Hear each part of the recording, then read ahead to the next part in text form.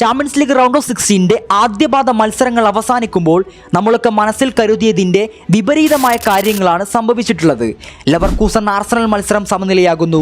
Newcastle Barcelona മത്സരവും സമനിലയാകുന്നു. Barcelona അവസാന മിനിറ്റിൽ ഗോളടിച്ച് ഒരു ഡ്രോ പിടിക്കുന്ന കാഴ്ചയാണ് സെന്റ് ജെയിംസ് പാർക്കിൽ അന്ന് കണ്ടത്.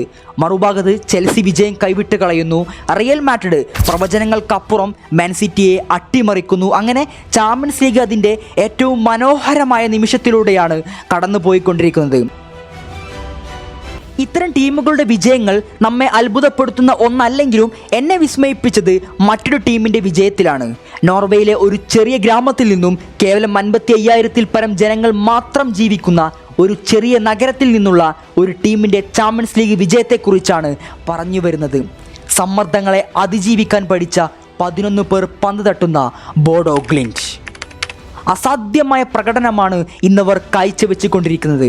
പോർച്ചുഗീസ് ശക്തരായ സ്പോർട്ടിംഗ് CPയെ എതിരില്ലാത്ത 3 ഗോളുകൾക്ക് പരാജയപ്പെടുത്തി UCL 2025-26 എഡിഷൻ ക്വാർട്ടറിലേക്കുള്ള സാധ്യത അവർ ഉറപ്പിക്കുകയാണ്. മത്സരത്തിലെ സ്റ്റാറ്റ്സ് നമ്മൾ പരിശോധിക്കുമ്പോൾ ഷോട്ട്സ് മുതൽ ബിഗ് ചാൻസ് മുതൽ ഷോട്ട് ഓൺ ടാർഗറ്റും ഔട്ട്സൈഡ് ദി ബോക്സും ഇൻസൈഡ് ദി ബോക്സും ഫൈനൽ തേർഡിലേക്കുള്ള എൻട്രികളും ഒപ്പോസിഷൻ ബോക്സിൽ എടുത്ത ടച്ചുകളും ഇൻ്റർസെപ്ഷനുകളും അങ്ങനെ കംപ്ലീറ്റ് ഡോമിനേഷൻ വെച്ചാണ് സ്പോർട്ടിംഗ് CPയെ അവർ പരാജയപ്പെടുത്തിയിട്ടുള്ളത്. സെക്കൻഡ് ലെഗിൽ സ്പോർട്ടിംഗ് CPക്ക് ഇനിയൊരു സാധ്യത ഉണ്ടോ എന്ന് ചോദിച്ചാൽ ഇല്ല എന്നായിരിക്കും ഉത്തരം. അങ്ങനെ സാധ്യത കൽപ്പിക്കാൻ പറ്റുന്ന ഒരു ടീമായിരുന്നു ഇന്റർ മിലാൻ.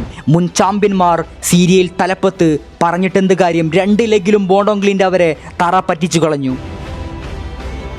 അവരുടെ ജെറ്റിൽ ന്യൂട്സൺ എന്ന മാനേജർ അടക്കം നോർവേയിലെ പ്രാദേശിക താരങ്ങളെ സമന്വയിപ്പിച്ച് ചാമ്പ്യൻസ് ലീഗ് പോലത്തെ ഹൈ കോമ്പറ്റീവ് മത്സരങ്ങൾ കളിക്കുക, അതിൽ വിജയിക്കുക, റൗണ്ട് ഓഫ് 16 വരെ മാർച്ച് ചെയ്യുക എന്നൊക്കെ പറഞ്ഞാൽ അവരെ സംബന്ധിച്ച് ഒരു സ്വപ്ന സാക്ഷാത്കാരമാണ്. യൂറോപ്യൻ ഫുട്ബോളിനെ കൃത്യമായും വ്യക്തമായും മനസ്സിലാക്കി നടത്തുന്ന ഈ അൺബിലീവബിൾ റണ്ണ് ചരിത്രത്തിൽ രേഖപ്പെടുത്തുകയാണ്. വരാനിരിക്കുന്ന 2026 വേൾഡ് കപ്പിൽ പലരുടെയും ഫേവറേറ്റുകളായി നോർവേ മാറുമെന്നതിൽ വലിയ സംശയമൊന്നും വേണ്ട.